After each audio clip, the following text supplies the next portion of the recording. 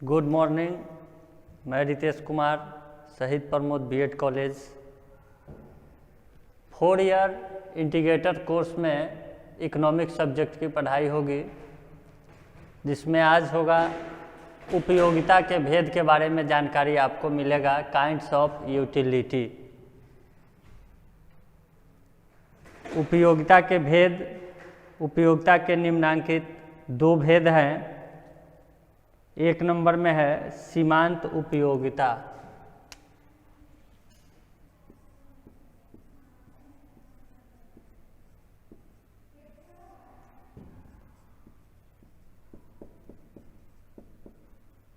सीमांत उपयोगिता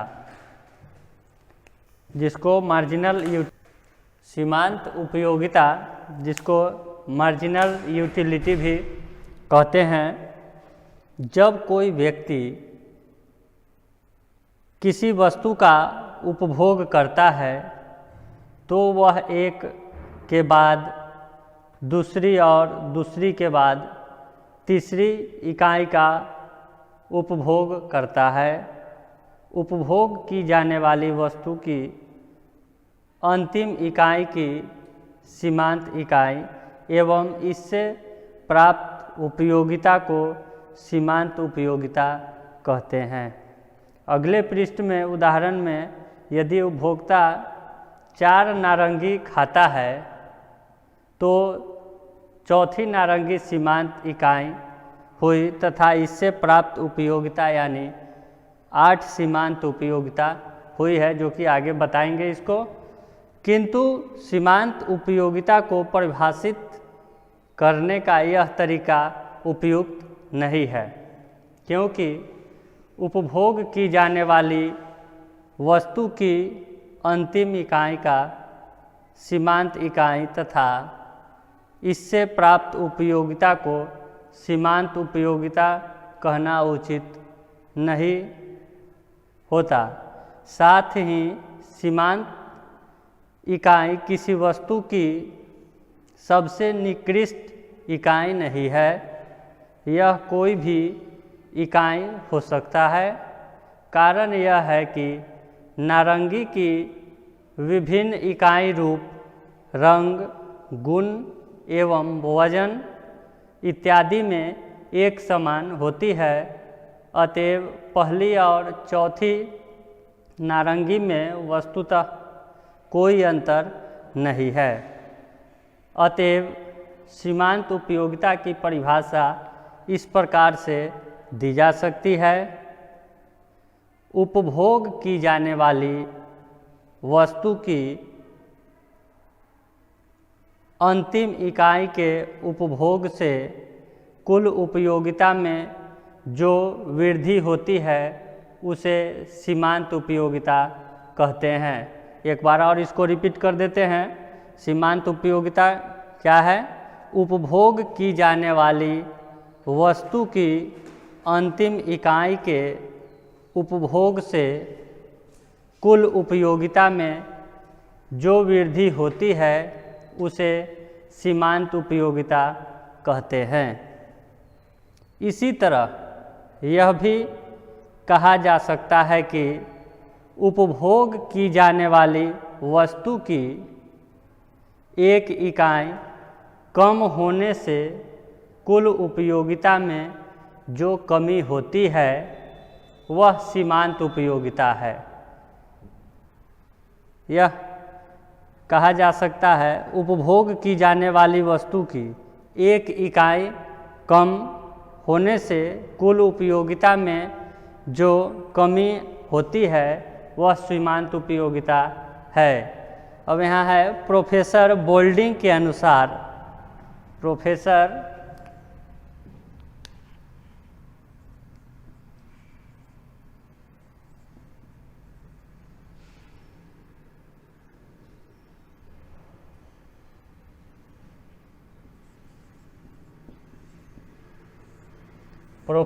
बोल्डिंग के अनुसार वस्तु की किसी भी मात्रा की सीमांत उपयोगिता कुल उपयोगिता में वह वृद्धि है जो उपभोग में एक और इकाई की वृद्धि के परिणाम स्वरूप होती है। दूसरे शब्दों में यह भी कहा जा सकता है कि किसी वस्तु की n इकाई की सीमांत उपयोगिता, जिसको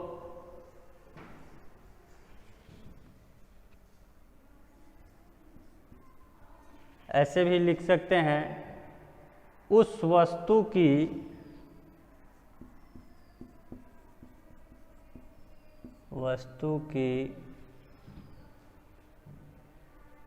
n+1 की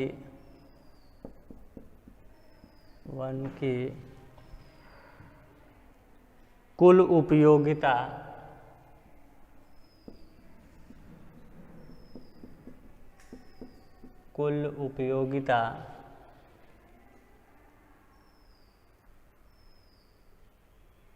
n इकाइयों की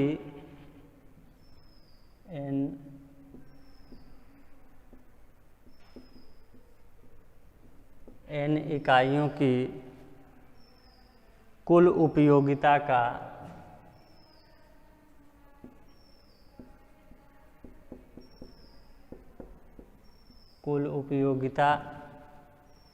का अंतर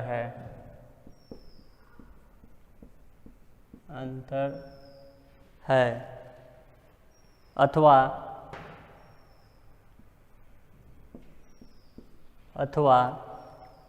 ब में है वस्तु की n इकाइयों की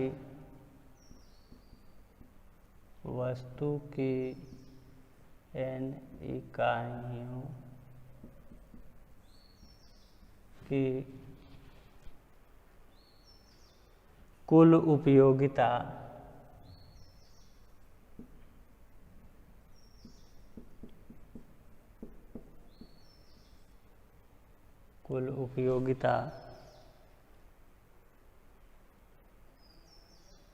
तथा n-1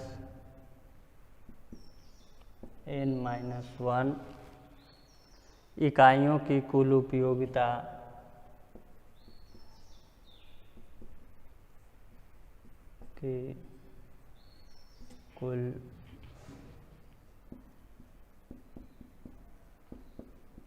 उपयोगिता का अंतर होती है।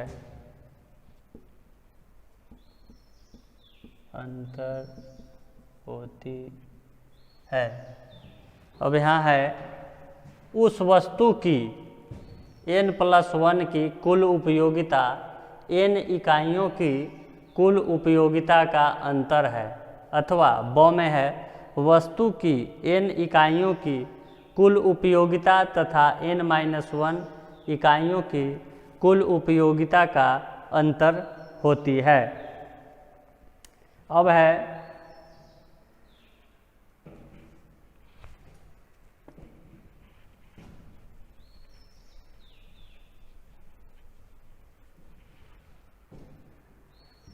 अब x वस्तु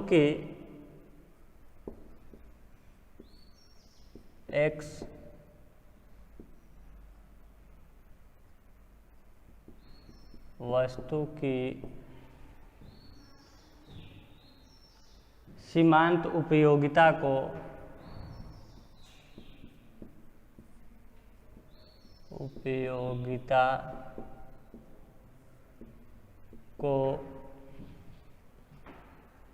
निम्नलिखित सूत्र के रूप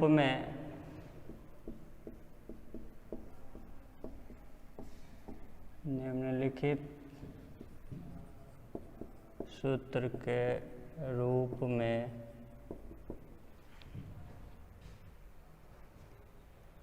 निम्न प्रकार से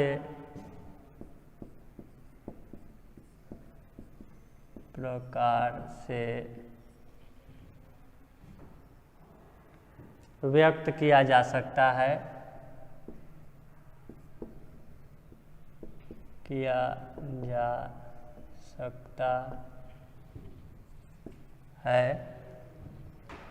जिसका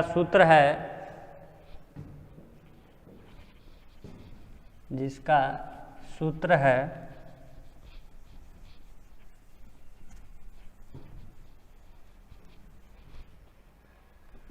MUX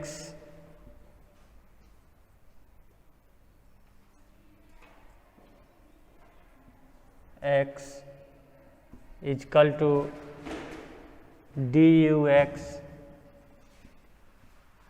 x by DQX x, जिसको लिख सकते हैं सीमांत उपयोगिता,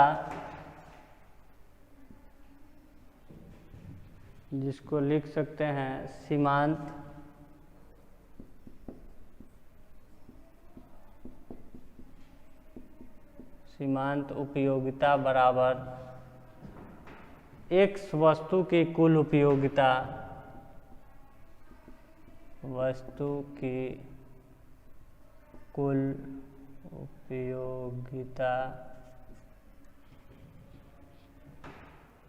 में परिवर्तन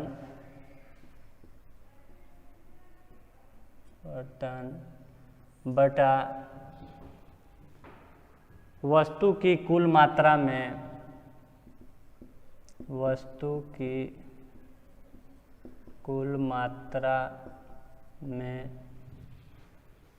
परिवर्तन।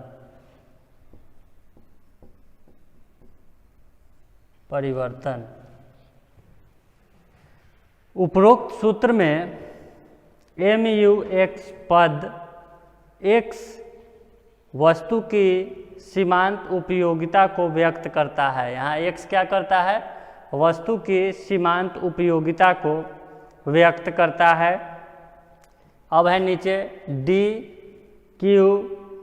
DUX वस्तु की कुल उपयोगिता है। DUX वस्तु की कुल उपयोगिता है, परंतु जब हमारे पास किसी वस्तु की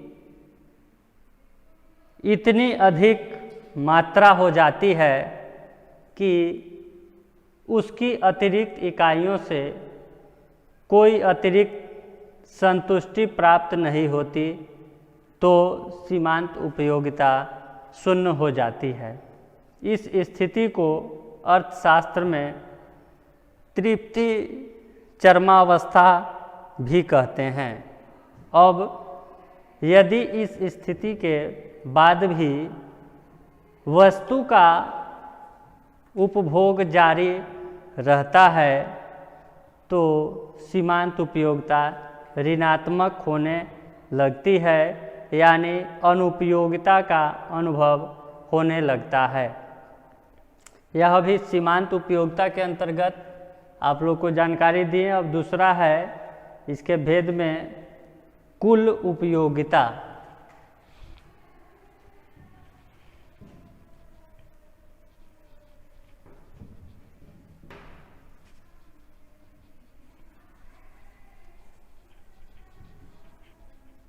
यह उपयोगिता के भेद में दो है, एक में सीमांत उपयोगिता और दूसरा में है कुल उपयोगिता।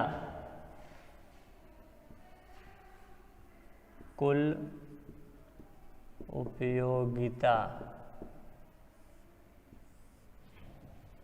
उपयोगिता जिसको टोटल यूटिलिटी भी कहते हैं।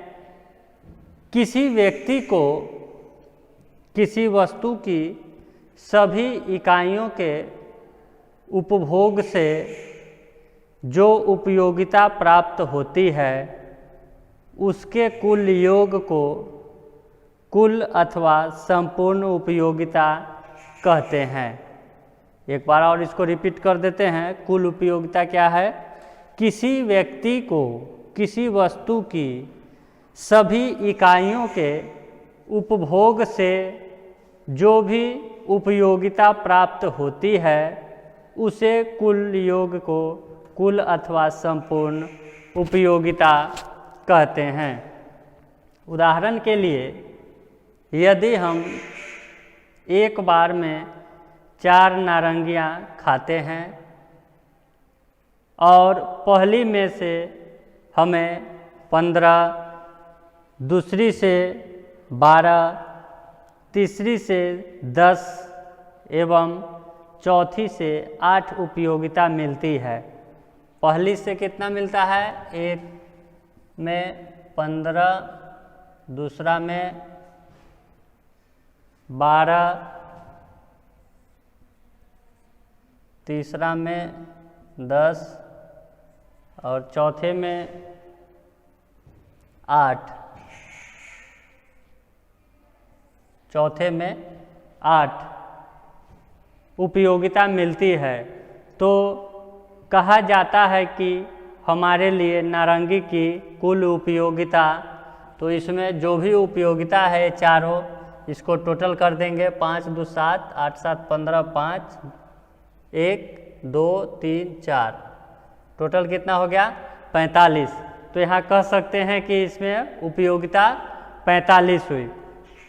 इस प्रकार किसी दिए हुए समय में उपभोग की जाने वाली किसी वस्तु की सभी इकाइयों से प्राप्त उपयोगिता के कुल योग को कुल उपयोगिता कहते हैं, जिसको इंग्लिश में टोटल यूटिलिटी भी कहा जा सकता है या कहते हैं। प्रोफेसर मेयर्स के अनुसार किसी वस्तु की उत्तरोत्तर इकाइयों के उपभोग के परिणाम स्वरूप प्राप्त सीमांत उपयोगिता के योग को कुल उपयोगिता कहते हैं।